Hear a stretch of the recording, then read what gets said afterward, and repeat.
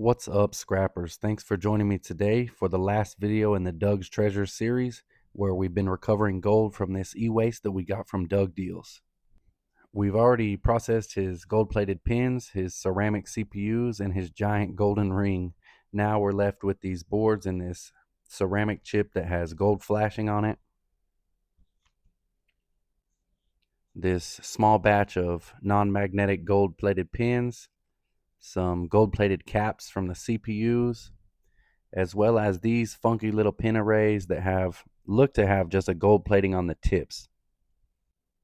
In addition to all that, we have his waste container with the waste solutions from the 3 previous processes, the gold that we already recovered from those processes, and the rinse water with some ultra fine gold sediment settled to the bottom of it.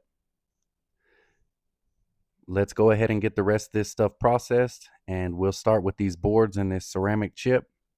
We're going to place them in the beaker, cover them up with distilled water, and then we'll add in some Alchemy Labs nitric acid to dissolve the copper from under that gold plating and get it free in solution. While we wait on that, we'll work on his waste solutions. We'll decant it off into a beaker, and I'm going to cut the bottle open and rinse it out because we've got some gold sediment stuck to the sides here. So we'll just rinse everything out real good down into this beaker with the rest of the waste solution.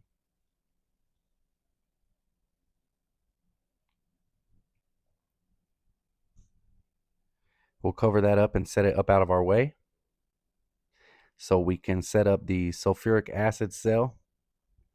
We've just got our Pyrex dish with our lead cathode in it. We'll fill it with some concentrated sulfuric acid, connect the negative lead to our lead cathode.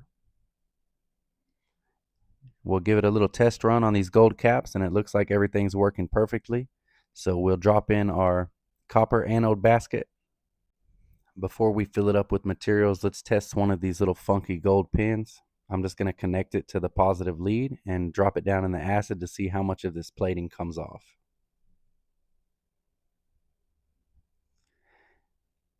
And as I thought, only the tips were plated, the rest seems to be brass. So we'll drop in our gold caps,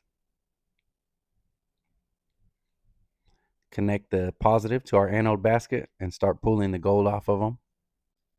While we wait for that, we'll pull all the rest of these pins out of the little pin slots.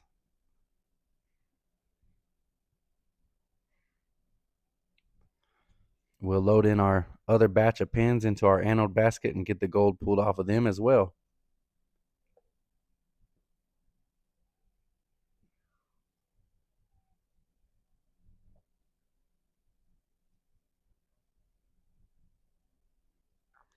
When that's all said and done, we'll pull our mesh basket out of there, put it into our rinse pan, and for whatever reason, we just decided to do these one by one.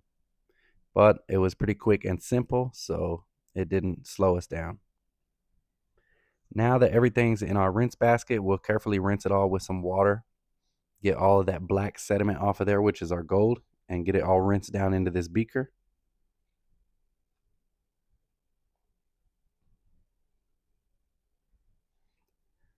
And there's all of our materials fully deplated. And here is our rinse water full of gold sediment. So I didn't get it on camera, but this is all of our rinse water, and we also added in our sulfuric stripping cell solution. So all of the acid that contained the black gold sediment, we poured it in there, and I just didn't happen to get it on camera, so I apologize for that. Of course, sulfuric acid and water don't mix, so I'm just testing the temperature here, and it's warm but not too hot. We've got our doubled up coffee filter here in our Buckner funnel, and what we're going to be doing is filling this beaker about 2/3 of the way full with ice, and then we'll pour in some of our solution. And what this is going to do is keep it really cool to cold so that the sulfuric acid doesn't eat through our coffee filter, which is just a paper filter.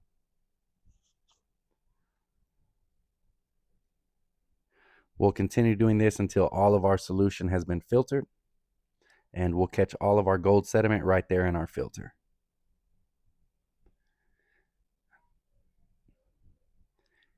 We'll pour in the last of it, which has the majority of our gold sediment. and make sure we get all of it rinsed down into our filter.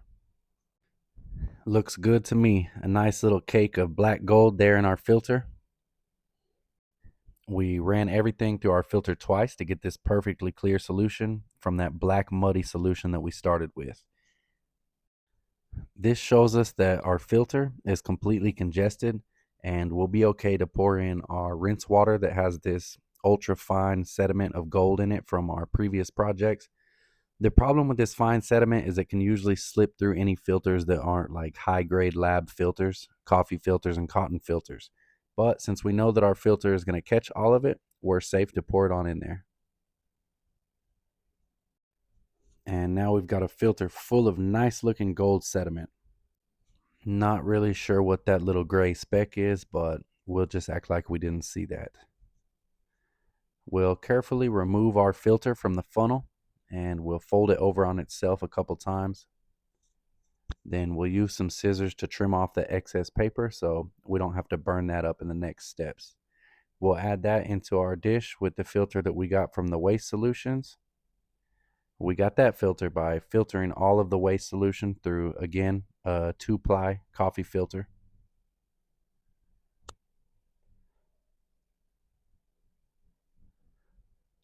After the first run, there was still some sediment in the bottom, but the last of the solution was coming out clear, so we just ran it all through again.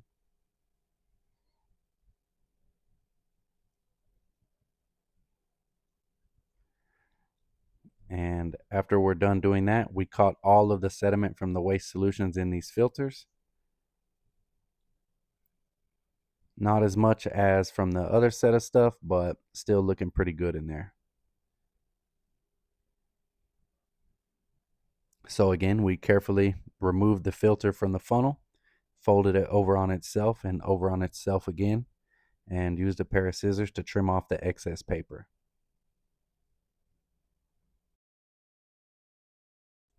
In the meantime, it looks like our dilute nitric acid boil has removed all of the gold foils from those chips in that ceramic piece. Not a whole bunch of gold down in there, but it's gold and we'll take it.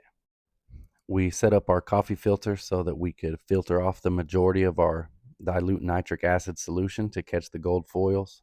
And then we rinsed all the boards and chips to make sure that all the little gold foils are down there in the solution. Then we poured that into our filter along with this tiny beetle that decided he wanted to go through the nitric acid boil.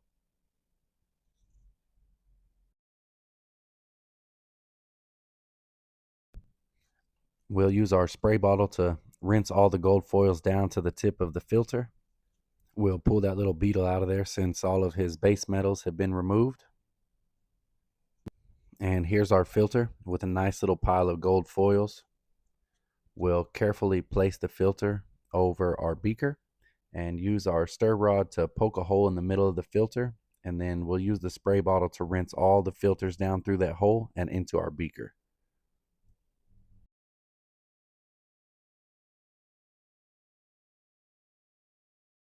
The next thing we need to do is add our filters from the sulfuric cell and from the waste solutions down into our metal baking pan, and I'm going to be using a heat gun to completely dry them out.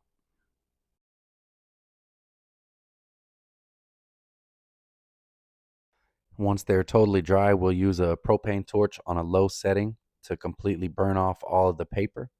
Now, we don't want to melt any of the sediment that's in these filters. We just want to turn all the paper into ash. Once it's completely ashed, we'll add it into the beaker with our gold foils. We'll get the beaker up on the hot plate and then we'll cover everything with some hydrochloric acid. After that, we'll add in a splash of nitric acid to form aqua regia.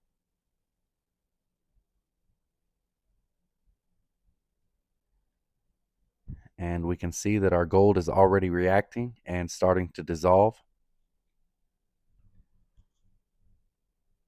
Once the heat's turned up, the gold really starts to dissolve in solution, so we'll cover it up and we'll just let it boil away for a few minutes until the reaction slows down.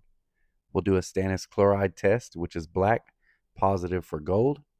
So we'll go ahead and let it boil away until the reaction completely stops, and then we'll turn off the heat and let it cool down a little bit.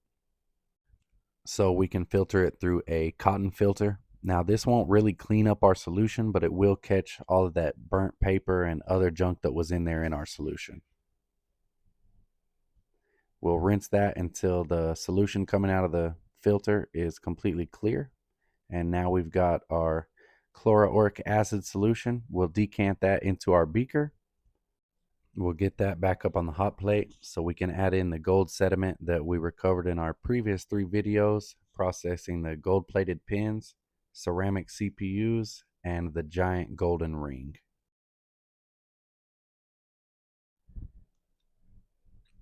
We'll add a watch glass on top of our beaker and turn up the heat so we can start dissolving all of that gold into our solution. When all of our gold is dissolved, what we'll do is add in a splash of sulfuric acid, and this is going to precipitate any lead that could be in our solution. There's probably not any, but better safe than sorry. We'll remove the watch glass and boil our solution down to about 50 milliliters or until it has a kind of syrupy consistency, and that will expel any excess nitric acid that was in our solution. Now we're going to filter it through a lab grade paper filter. This is a slow process with a thicker solution, but that's okay because this should clean it up really nicely and catch any of those little pieces that we don't want in our solution. When it's done, we will decant it back into our beaker, and we're going to dilute it with some distilled water so we can precipitate our gold with stump out sodium metabisulfite powder. We're going to mix the SMB into some hot distilled water, give it a mix, and we'll pour that straight into our solution. We can immediately see the color change and the gold precipitating out in our solution. Look at it just sitting there on top. We'll pour the rest of our SMB in, and we'll do a stannous chloride test here to make sure that we've dropped all of our gold. Since we have, now we'll sit it up on the hot plate on a low to medium heat and allow all of our gold to settle out to the bottom. It's looking pretty good, all clumped up at the bottom of our beaker, so we'll decant off our excess solution. Next, we'll give our gold powder several rinses with some boiling hot distilled water, and this will remove any excess acids or nitrates that could be adhered to our powder. Then we'll get it back up on the hot plate and cover it with hydrochloric acid and let it boil for 20 or 30 minutes. When that's done, we'll decant off the hydrochloric acid, and again we'll give it several rinses with boiling hot distilled water to clean that gold powder up. At the end, we'll boil it in just distilled water, and we'll pour that off as well. We'll transfer our gold over to a smaller beaker so that we can get it up into our sand bath, which is actually just an ashtray filled with dirt to dry out our gold. And this method keeps it from boiling and popping so you don't splatter gold everywhere. When the gold is completely dried, we'll get it over to our melting table. We'll add in a little pinch of borax and pour it down into our preheated melt dish. We'll hit it with the torch and melt it down into a nice little gold button. We'll pluck that out and cool it off in some water. And oh man, look at that beautiful little gold button from the trash. We'll take it over to our scale, and it weighs in at 5.82 grams. With today's spot price of gold at $150.53, we've got a total value of $876 worth of gold. As far as e-waste scrap recovery goes, that was an absolutely wonderful yield and recovery from those type of materials. Stay tuned because we'll be heading down to Austin here in just a couple of weeks to hand deliver Doug his gold nugget and pick up some more e-waste goodies to process.